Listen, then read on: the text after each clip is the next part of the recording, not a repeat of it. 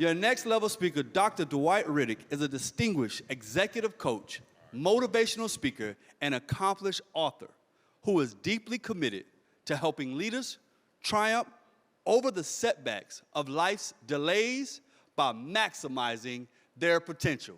Ladies and gentlemen, please stand to your feet and welcome to the stage, Dr. Dwight Riddick!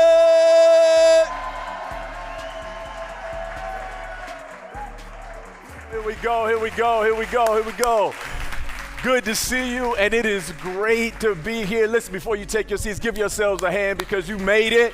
You are here in the place, excited about maximizing potential and going to the next level.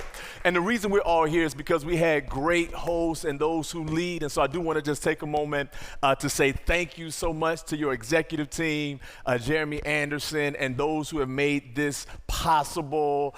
Chris Crump, Miss Jessica Lundy, TJ, and so many others who've allowed us to be here today. And when I say be here, I'm saying we're here now. We are in the place. And I'm not sure how you got here. I flew. Did anybody else fly to get here today? Okay. Has anybody ever flown, but while you were getting ready to leave, you actually got delayed? Anyone?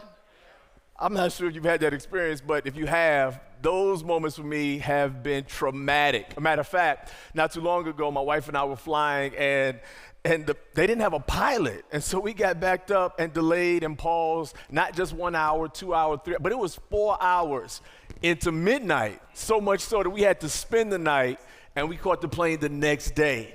I mean, delays like that can be frustrating. They can really cause us to stop and reconsider what we want to do. It changed all of my plans, particularly because I knew what I had planned, but now the delay has stopped all of it. And to be honest, somewhere in this conversation, I'm not even talking about planes anymore. My life actually has been a delay. I thought that I was gonna be a Division I basketball athlete star. That's what I thought. But I went to this 4-year university, and it took me 9 years to graduate. Okay, maybe it took you 9 years too. I didn't plan on it taking 9 years. I thought for sure that I would get in and get out, have my name maybe up in lights, but that's not what happened for me. What happened for me is, one, I was recruited by a coach. Coach Lefty Giselle was excited about it. I'm in the barbershop, and while I'm in the barbershop, I see the news that he gets fired. When he gets fired, I now have to choose if I'll take my scholarship with him to Georgia State or if I get to stay at James Madison and play. I stayed at James Madison thinking I'm a baller. I'll just try out and make the team. I tried out and got cut. First delay. Well, I figured since I'm not playing basketball yet, I'll do something else. Maybe I'll join a fraternity. So I decided I'm going to jump in and join this fraternity. It's supposed to take a semester. It took me 3 semesters, and I still hadn't finished yet. Frustrated, heartbroken again. Not to mention that there's this one class I sat 121. I'll never forget it. I took it 3 times. I'll be honest, I don't think I ever passed it. I think the professor just got tired of me coming and just go ahead and let me go. And after the delay with the basketball and the delay with the fraternity and the delay with the school, I realized that my life had really just been put on hold.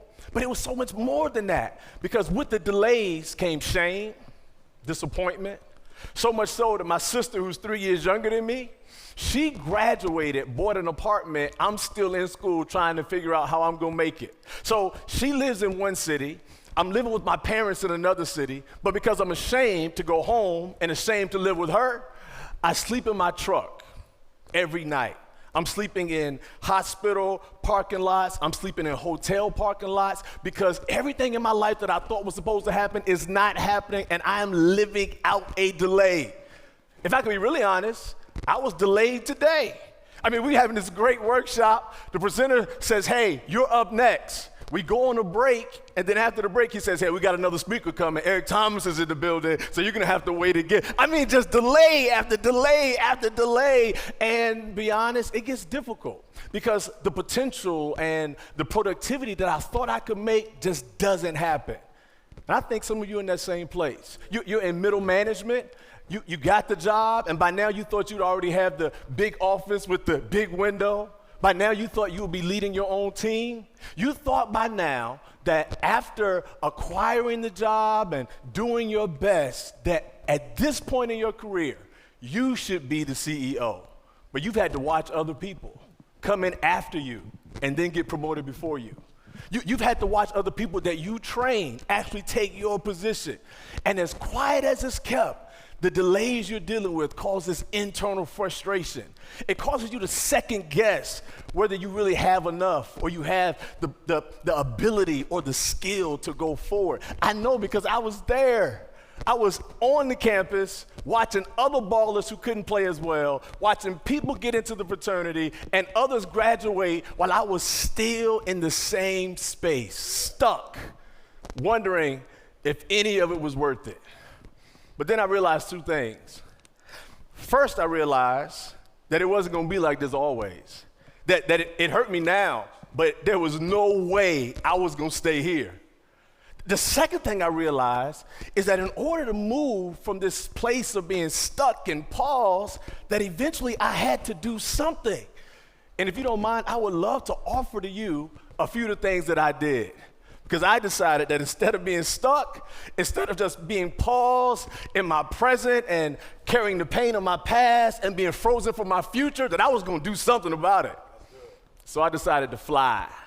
And I want to offer you that same idea, fly. I decided to focus forward. See, what I realized is that although I was in a place that I wasn't supposed to be in and never knew I was going to be in, that if I could see myself in another place, I could get there. And can I offer that to you? Listen, you might be here now, you might be frustrated, you might be angry, but you do not have to let your present circumstance be a permanent situation.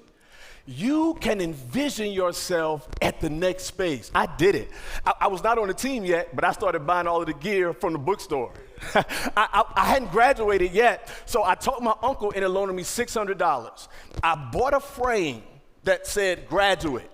I put $100 in the frame and a t-shirt that said alumni. I hung it up in my dorm and looked at it every day because I knew at some point I was going to actually have a certificate of diploma in the frame. I did it for myself. I created a whiteboard. Before Mary Jane, I was working with sticky notes. And I had the sticky notes and I was writing down what I would do and how it would work out because I realized you have to focus forward.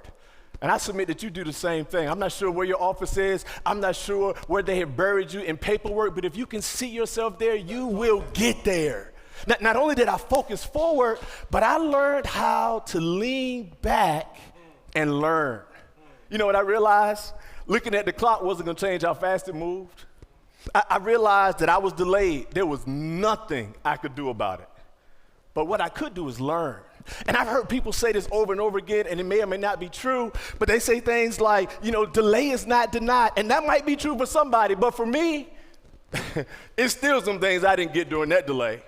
So I learned that the deny while I was delayed actually was direction to do it another way. So I just figured out different strategies to still move forward. And I learned more in the delay than I would have ever learned if I had accomplished it when I wanted to.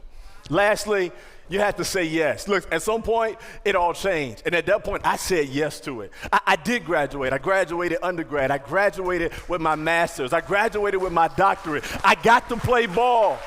And I'm here today to tell you that I was able to overcome the delay and maximize my potential. And you can do the same. It's your turn. As a matter of fact, can you hear it? Yes. That's your name they're calling. It's your turn to get in the game. It's your turn to walk across the stage. It's your turn to go to the gate because the plane is arrived, and it's your turn to fly. If you can take for a moment this idea, then delays will never stop your potential, but you'll always make it to the next level. You will always move to the next space. You too can fly. My name is Dwight Riddick, and I look forward to hearing the stories about when you fly. Thank you so much. Give it up, give it up, give it up, give it up, give it up. Dwight.